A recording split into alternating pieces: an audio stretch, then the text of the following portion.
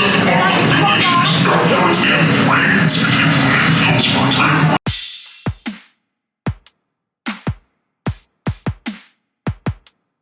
everybody like my Script Daddy shirt? My mom actually does the packaging for those at her company, and one day she came home a few years ago and was like, do you want this Script Daddy shirt? And I was like, yes, absolutely.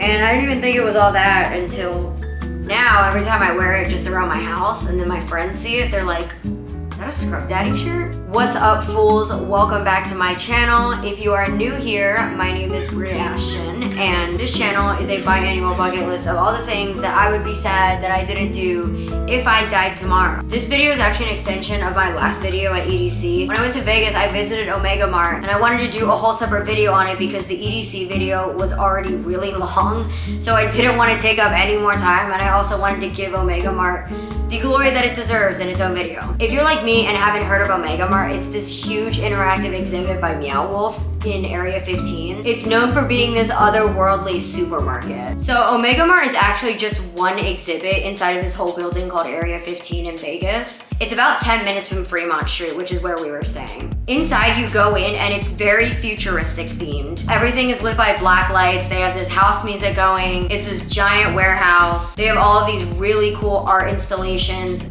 The decorations are really intricate too. They put in a lot of detail with it, I will say that, even outside of Omega Mart. There's actually a ton of stuff to do. They have like a store which sells rave clothes actually.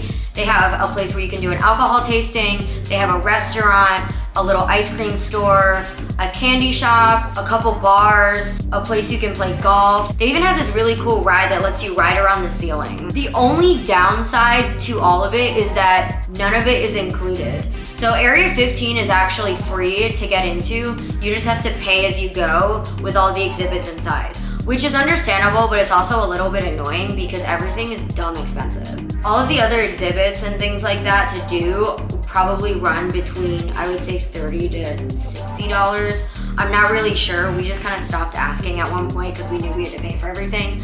But one thing that we did do, one of the bars on the second floor is actually an arcade, and it's just a coin arcade, so it's really cheap to go in. We played skee ball, played a couple of the games. It was really fun.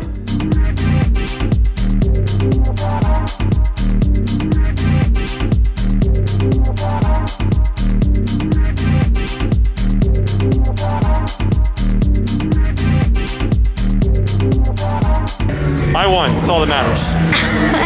I would definitely check out the bars. All of them have really cool drinks. They all match the futuristic theme. We went into the restaurant too.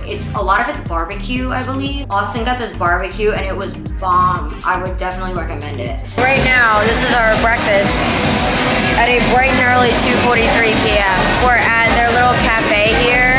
Still on this diet, so I got a salad with avocado, no croutons, dressing on the side. Austin got the good shit. He got ribs, cornbread. What else is on here?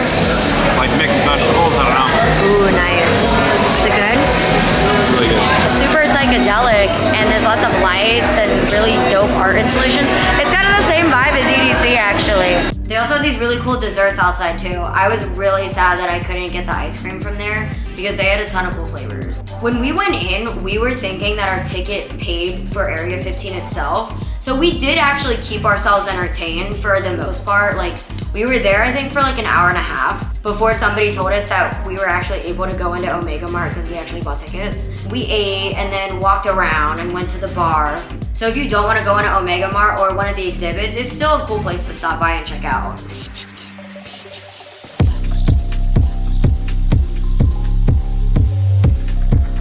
We thought that the $55 that I paid online yesterday was just for entry to the building, when it was actually for Omega Mart itself. When we went to the front of the building, they asked us to have our tickets ready. So I was like, oh, I guess it's the thing that I bought yesterday. But I was like, why are they making me pay $55 extra to go into Omega Mart when I bought it online? Like, I didn't know it was $55 just to enter here, and it wasn't. So even though we're technically an hour and 41 minutes late, they did let us in, which was really nice. Apparently this is basically a giant escape room. Our server at the restaurant was telling us that some people spend like 3 or 4 hours here, and it's like 2 to 3 stories tall. So I'm definitely interested in what this, fuck, I dropped my phone. I'm definitely interested in what this is. I broke my pinky nail too. Their whole concept is things not being what they seem. The place looks like a normal supermarket at first, but when you actually start to look closer at things, you have all of these weirdly named products or foods that aren't even actually food at all. All the things in the supermarket you see, and then they make you do a double take because you're like, wait, what did that actually say?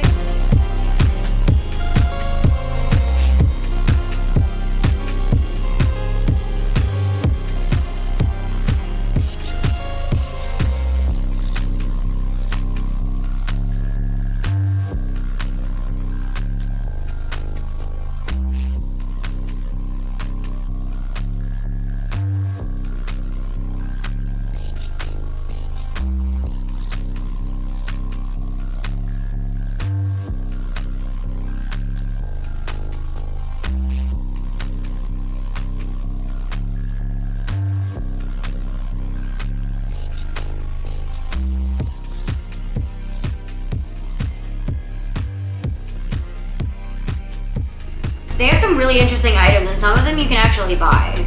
Some stuff is actually products with the different packaging, which is cool, but unfortunately a lot of the items are just buying the packaging itself. I was looking at all the cereal boxes, and one of them felt full, like it actually had cereal in it. So I looked at this other box because I really wanted to buy it. It was called Oh Those, because it was really colorful. It was like an otherworldly Lucky Charms with all the marshmallows. So I wanted to buy it, but the box was empty. I actually asked one of the employees if the actual product was for sale, and they told me that it was just the packaging. So only some things in the store that are full with the packaging are available, but other things you can only just buy the packaging, which is a little annoying. You see that you can buy some real products, and you're like, oh, okay, everything here is real, and then you just get an empty box for like $8. As I mentioned in the video, it's supposed to be this giant escape room, and there's supposed to be this lore behind it, but no one actually knows about it, and it's never been officially published. To keep up with the theme, it's kept a mystery. But from what you can gather though, it's the supermarket that hides this back room that's run by this secret government agency that eventually leads into another dimension.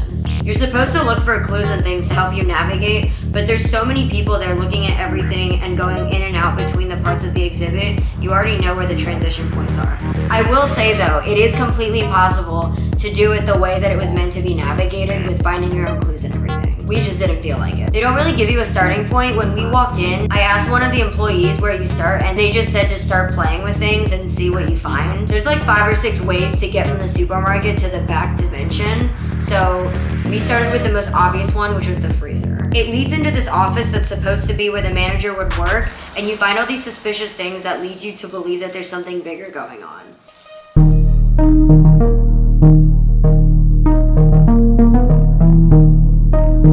And then you keep going further back and it leads you to the other dimension.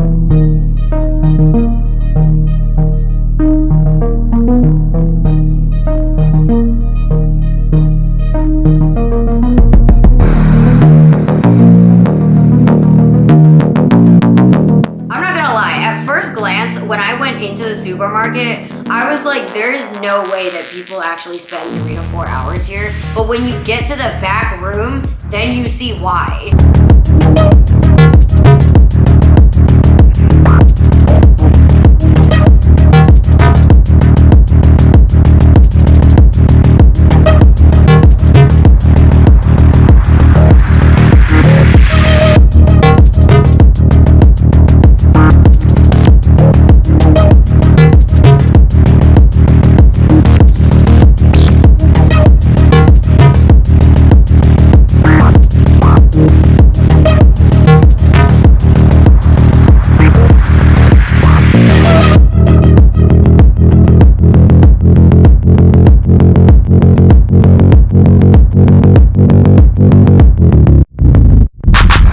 Absolutely insane job of transforming warehouse space into a whole different world. All the lights, the music, and the architecture are like incredible. It's basically like a giant playground for adults, and everything is interactive. Everything you can interact with lights up, makes sound, or it makes other things move. My favorite were actually all the slides that they had. It's funny because you had all these lines of grown-ass adults waiting to go down these slides, and they are surprisingly fast. So fast. Oh my god.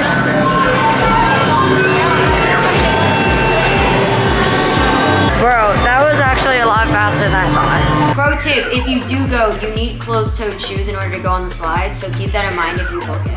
You also find this big office area with interactive computers, and this goes along with the story. I believe it's supposed to be the headquarters from the big mysterious government agency that's behind this whole story.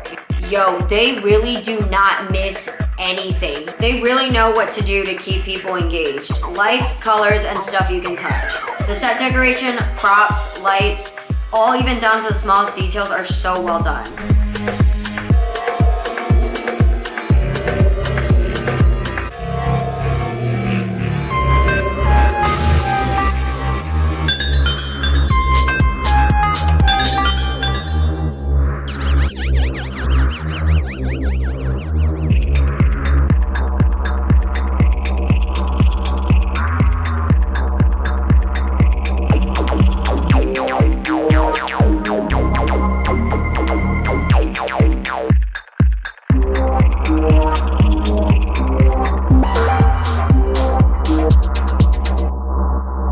One of the coolest aspects was that the further you go back, the weirder things get. You see normal things as you're in the supermarket, but in a lot of the entrances to the other dimension, they progressively start to look more weird and otherworldly as you look at them up close.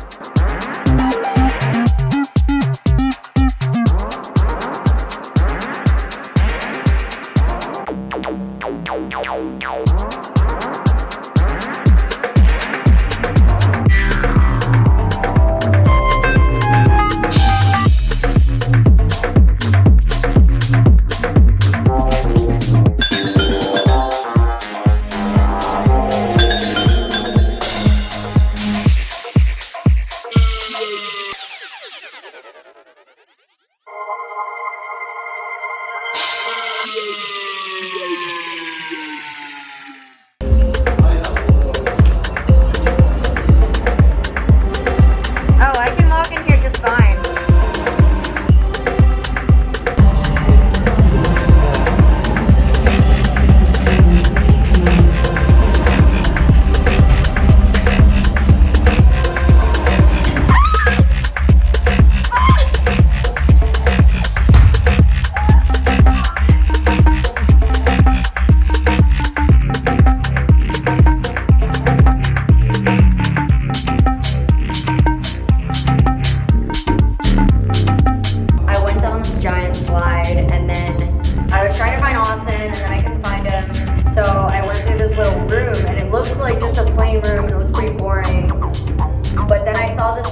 Light, and you're climbing through a bunch of stuff here. I already knew that it was going to be something you climb through. So I went in, and it's this giant cave. It's this giant cave, and like no one's in here because I don't think people really know or want to bother to climb through here. But this is like the coolest part here. And I actually ended up making 3 friends here who were also going to EDC. So we sat here and talked for 10 minutes. And then Austin got mad because he couldn't find me. When you come back to the supermarket, they even have a bar where you can sit at if they have enough room. They were at capacity when we went, and then also we weren't really trying to drink because we were recovering from EDC. But I will say that if they have room, definitely check it out because they have a pretty cool drink menu. I didn't get any of the food, not only because I'm on competition prep, but it's also basically more expensive grocery store food with better packaging. However, I did get a couple sparkling waters. One of them was called Gender Fluid, and it was lavender and lemon flavored, and it was excellent. This is an amazing art installation, and I would 100% recommend going. Totally worth the $55. I can't really say the same for the other stuff in Area 15 since we didn't feel like paying more than what we paid for lunch and Omega Mart, but I can tell you it's probably the best part of the entire building. We spent about an hour and a half there, but we definitely could have spent more time there if we actually did the whole escape room story. You can book the tickets online or you can go to the box office there, but I would recommend doing it online because they do it on a timed basis. So if you do it ahead of time, you can already secure your spot and then know what time you're actually gonna go. So, bottom line, should you go to Omega Mart? 1000% yes. There were adults there, children there, good for people of any age. And it keeps you entertained for like a pretty long time, unlike I think a lot of the other things that are in Area 15. All right, well, that is it for this adventure. Please like this video, smash that subscribe button. Thank you fools for tuning in, and stay tuned.